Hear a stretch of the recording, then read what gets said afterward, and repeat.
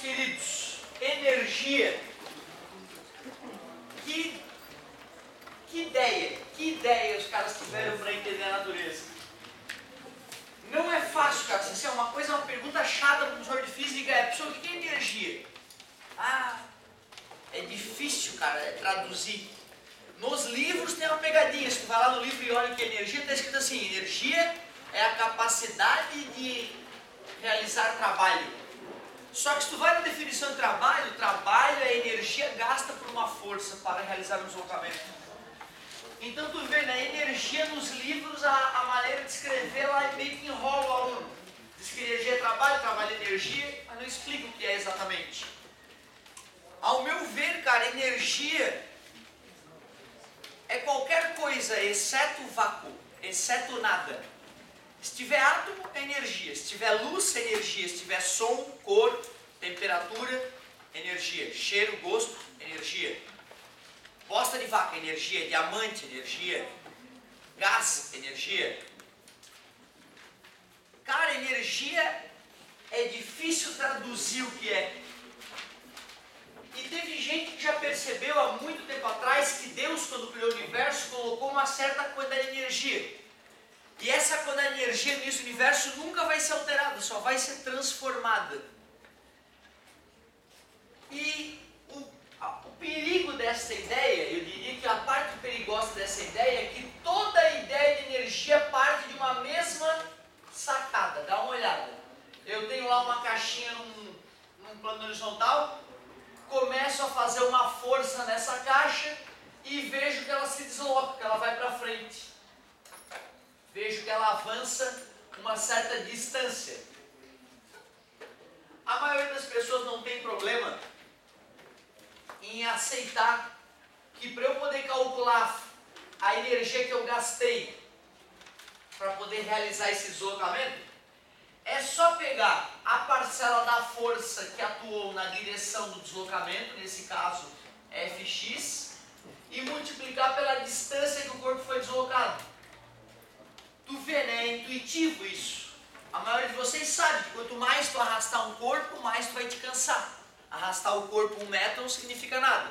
Arrastar um corpo por 42 quilômetros pode te matar.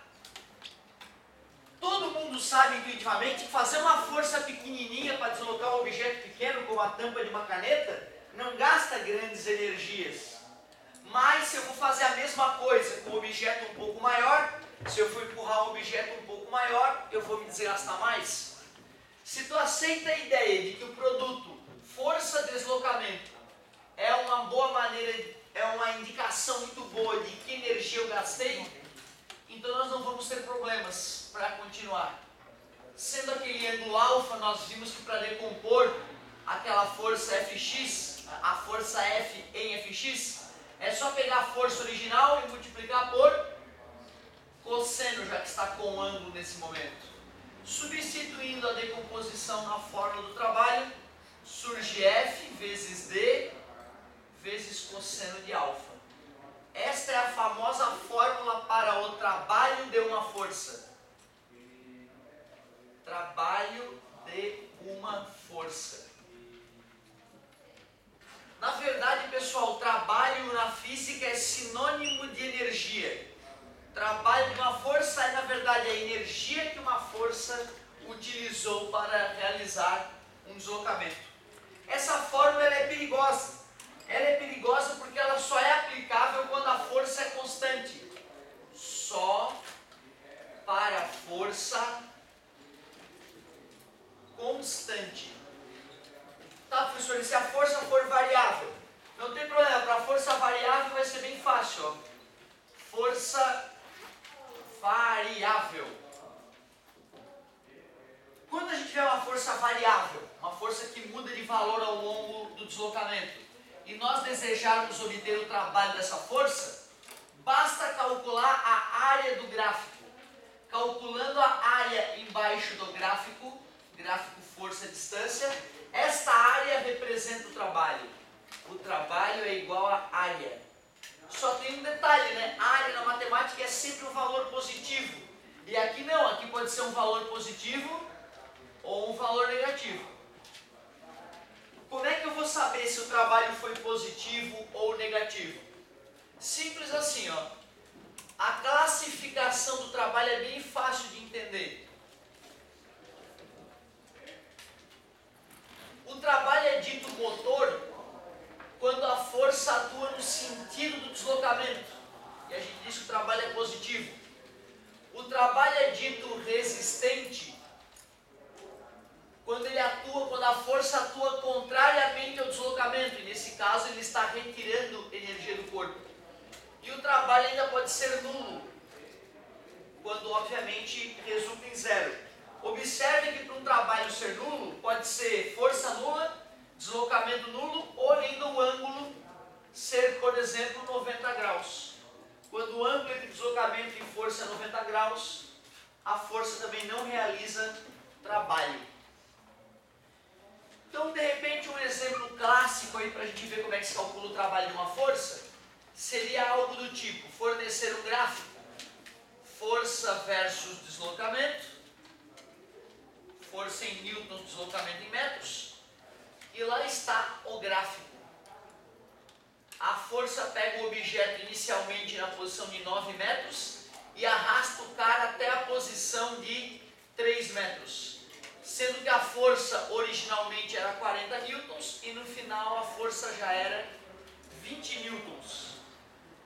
Para calcular o trabalho dessa força, o único cuidado que tem que ter é perceber que essa força está fazendo o corpo voltar em sua trajetória.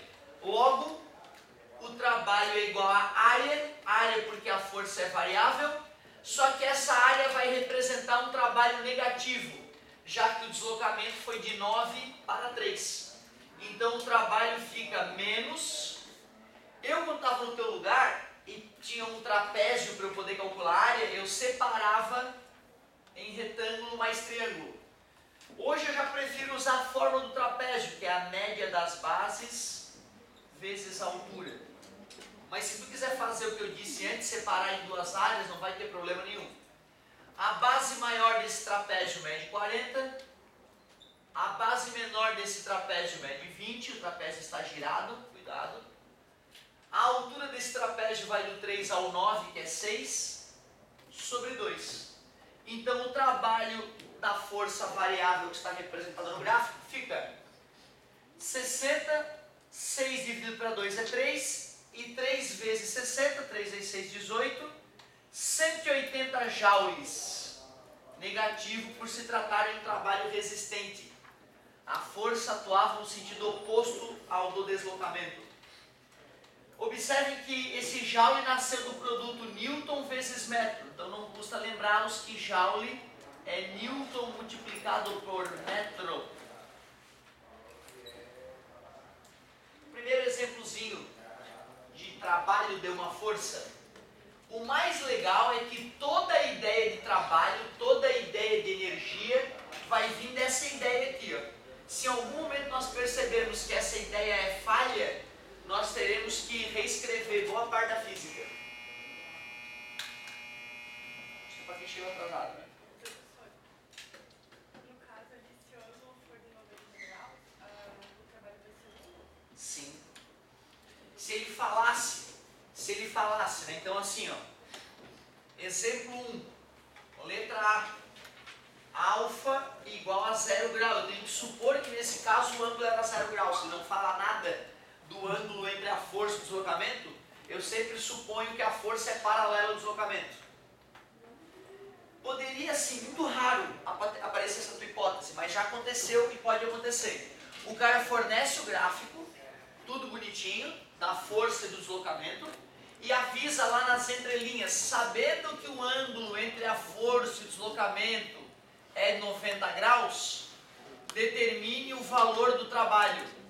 Nesse caso, não adiantaria fazer nada, porque na hora de fazer a fórmula do trabalho, cosseno de 90 daria 0, e 0 vezes qualquer coisa é 0. Por isso que nesse caso o trabalho seria nulo, mesmo que houvesse o gráfico. Ótima tua observação, muito raro aparecer questões de trabalho que envolvem ângulo e gráfico, mas pode acontecer, já vi acontecer. Ótima colocação. Mas o objetivo principal principal da aula de hoje não era te apresentar a fórmula do trabalho em si e te mostrar como é que se usa ela, e sim a partir dela gerar todas as outras fórmulas de energia. Isso é uma coisa que eu lembro que não fizeram para mim, fiquei muito magoado. Mas para que a física fique um pouco mais honesta, eu vou a partir dessa fórmula criar as fórmulas, outras fórmulas de energia que nós vamos começar a usar a partir de hoje. Não custa lembrar também que às vezes alguns materiais, em vez de usar W de Word em inglês, usam tal, que é uma letra grega clássica para a gente usar a ideia de trabalho, tal maiúsculo. Então olha só, pessoal, supondo que a ideia de trabalho de uma força é uma ideia honesta, de que isso funciona de fato, e nós temos muitos indicativos de que isso é muito honesto, eu vou a partir daquela fórmula começar a desenvolver outras fórmulas de energia. Uma das energias mais comuns aí do pessoal lembrar é a tal da energia cinética. Energia cinética. Energia cinética está relacionada a quê? Movimento, é isso aí mesmo. A palavra correta para a gente associar a energia cinética é movimento. Algo que tem movimento tem energia cinética. É a energia do movimento.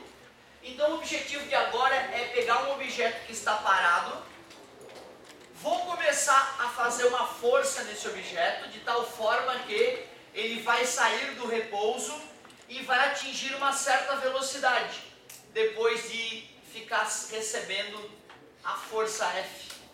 Vamos supor que a força F é constante. Então tu vê, né, uma situação corriqueira que aconteceu aí. Eu fui lá, peguei um objetozinho, comecei a fazer força nele, ele estava parado inicialmente e de repente ele não está mais parado.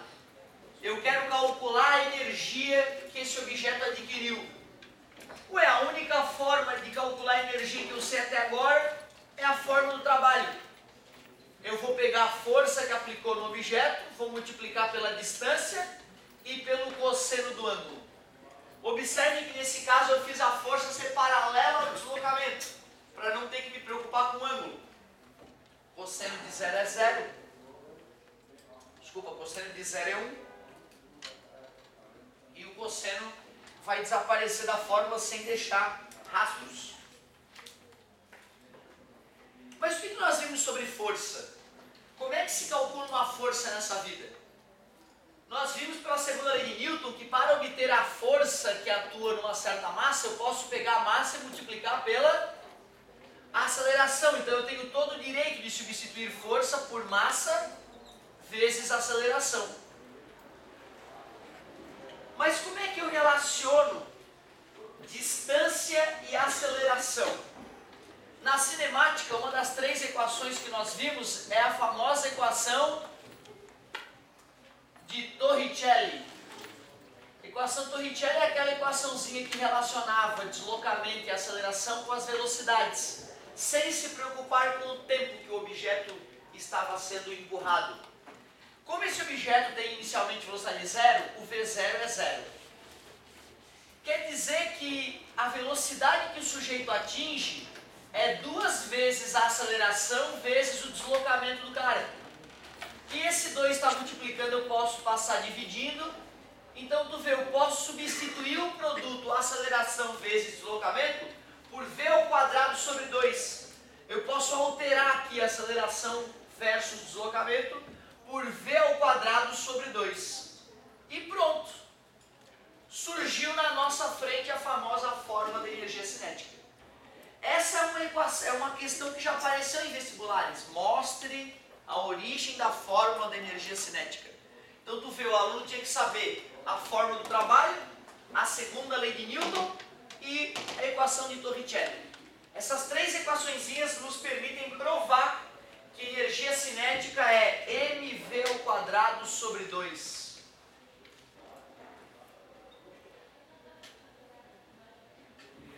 Deduzimos a primeira equação de energia, a fórmula da energia cinética. Vale lembrar que essa fórmula originalmente não foi deduzida dessa maneira. Essa fórmula, inclusive, foi motivo de muita discussão entre Newton e Leibniz. Newton, o criador da dinâmica, né? E Leibniz, um alemão contemporâneo, que tinha outras ideias a respeito da natureza, tentava explicar a natureza de uma forma diferente. E o Leibniz, ele desenvolveu essa equação, só que ele desenvolveu essa equação empiricamente. Ele pegou lá uma rampinha, uma caixa de areia e bloquinhos de madeira, e começou a brincar de jogar a caixinha de madeira, as caixinhas de madeira na caixinha de areia. E começou a observar o que acontecia. E aí, depois de observar, ele criou essa equação. Olha o que ele percebia. Se ele pegava duas caixinhas para cair na rampinha e parar na caixa de areia, ele percebia que dobrando a massa da caixinha da qual ele estudava, a caixinha simplesmente se arrastava o dobro na areia antes de parar. Quando ele triplicava a massa da caixinha, a caixinha se arrastava o triplo na caixa de areia antes de parar. Logo ele percebeu que a massa do corpo estava diretamente relacionada à energia necessária para o corpo parar. Mas o interessante é que quando ele dobrava a velocidade do corpo e fazia o estudo para o corpo parar na caixa de areia, dobrando a velocidade do corpo, a caixinha se arrastava 4 vezes mais para poder parar. Triplicando a velocidade do corpo, a caixinha se arrastava 9 vezes mais para poder parar, mostrando que a velocidade influencia ao quadrado a quantidade de energia cinética que o corpo tem. Muito doido ver que essa equação foi descoberta na prática, empiricamente, através de observação de fenômenos, e hoje não, hoje nós podemos provar essa equação através da física, já que a física está mais evoluidinha. Podemos dizer que a energia cinética de um corpo é diretamente proporcional à sua massa e diretamente proporcional ao quadrado da velocidade. Muito bom. Vamos para outra forma de energia. Uma outra forma de energia muito comum de a gente usar é a energia adquirida na altura de um objeto. Imagine vocês um corpo de massa M que está a uma certa altura H do chão, num local onde a gravidade é G. Nós sabemos que nessa posição, uma certa altura, um corpo tem energia, e é fácil provar. Largando um corpo de pouca altura, eu percebo pouco barulho, pouca energia. Se eu largo o mesmo objeto de uma altura maior, mais barulho, indicando que agora eu tinha mais energia.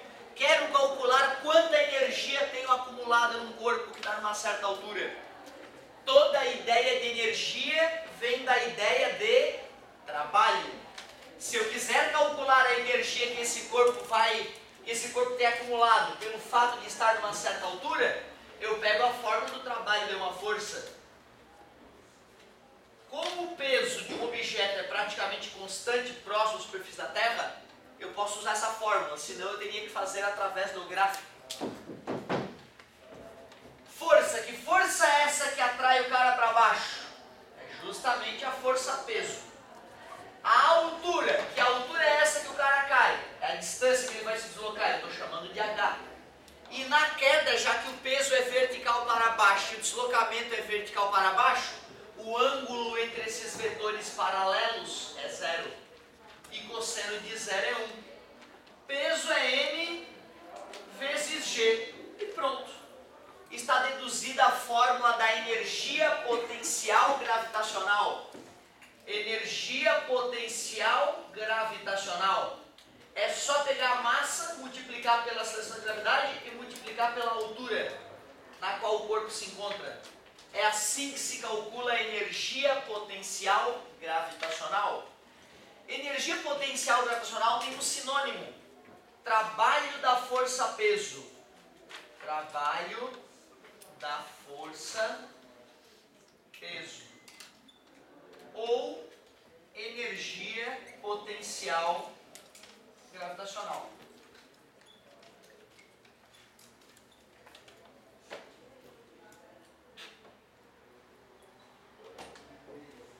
Trabalho da força-peso, importante saber, tá, que são sinônimos isso aí, trabalho da força-peso ou energia potencial gravitacional.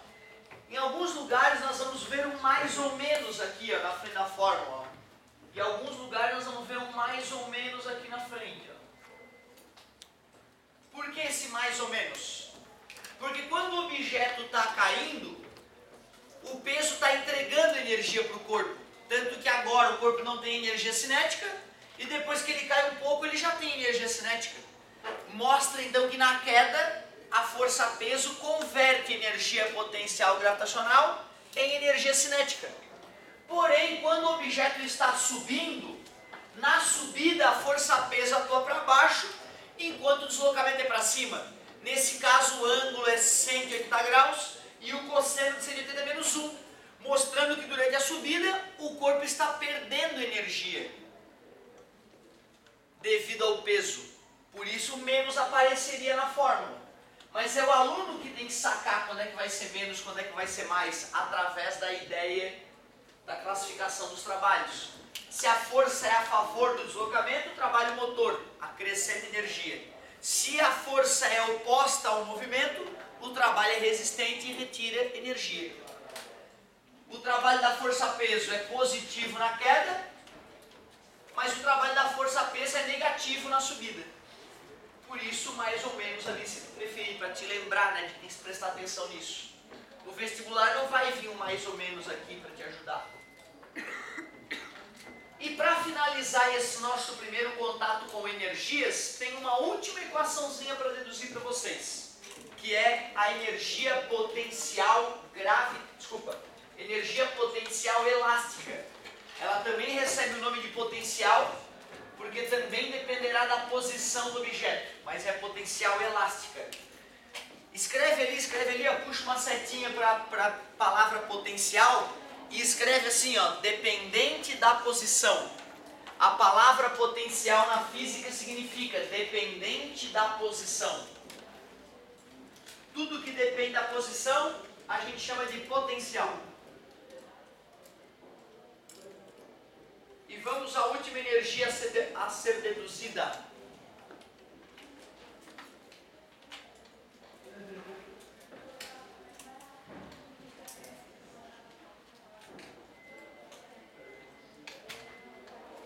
Vamos que vamos!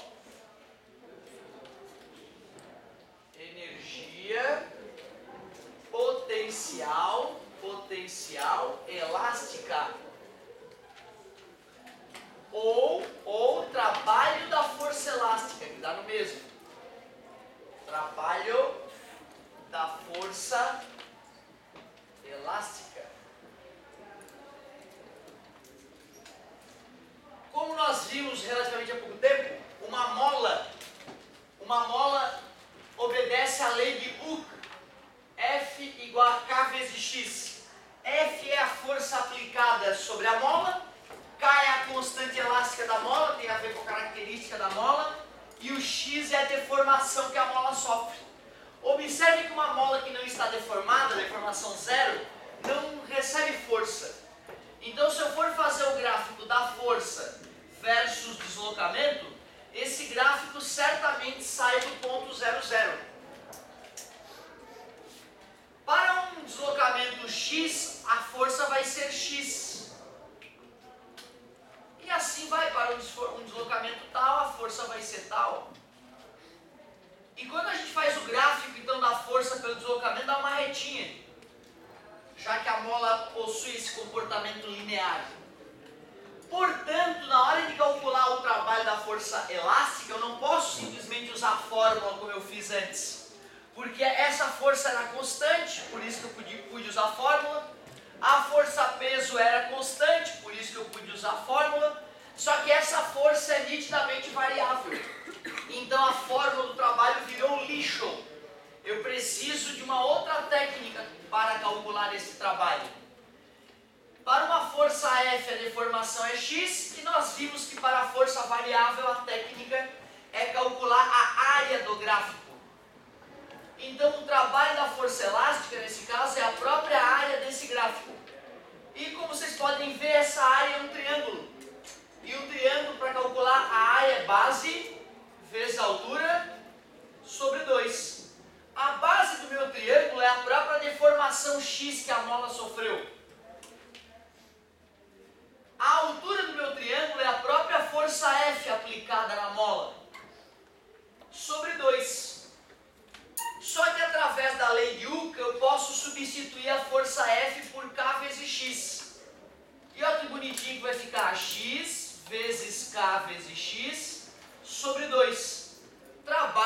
força elástica, kx² sobre 2.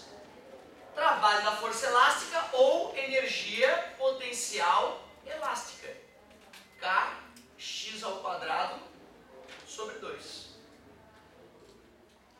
Essas três fórmulas de energias que eu apresentei para vocês hoje, elas são chamadas de energias mecânicas.